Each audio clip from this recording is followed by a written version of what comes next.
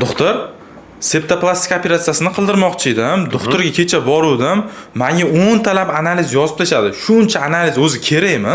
Asosiy lor sohasida operatsiya qilishimiz uchun, ya'ni bizni ko'rishimiz uchun kerakli bo'lgan asosiy 5 ta 6 ta analiz bor.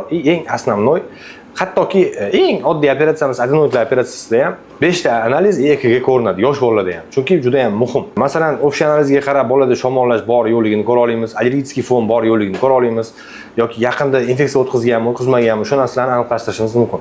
Kologrammasi bor, VICH bor, gepatit B-si bor. Bu nimaga kerak deb savol berishadi. Ko'pincha VICH, gepatit B-si bizga boshqa odamga yuqtirib qo'ymasligimiz uchun, o'zimizni himoya qilishimiz uchun va undan keyin keladigan bemorlarni himoya qilish uchun va asosiy, undan ham eng asosiysi operatsiyadan keyin bu bemorlarda immunitet boshqalarga nisbatan pastroq bo'ladi. Shunga qarab biz har bitta bemorga individualniy podxod qilishimiz uchun bu juda ham muhim bo'lgan analizlardan bittasi.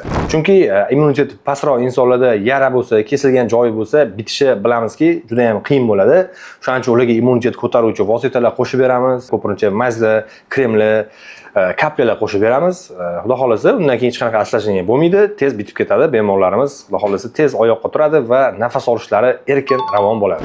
Shuning uchun siz qachon doktor analiz yozib berdimi, o'ylamang, shundoq prosta tak yozib berdi deb, u o'ziga kerakli bo'lgan ma'lumot olish uchun, siz organizmingizni yaxshilab o'rganish uchun, morfologiyasini bilish uchun yozib beradigan analizlar hisoblanadi. Bu analizda faqat sizni foydangizga ishlaydi, o'zingiz sog'lig'ingiz, siz o'zingiz uchun kerak bo'ladi.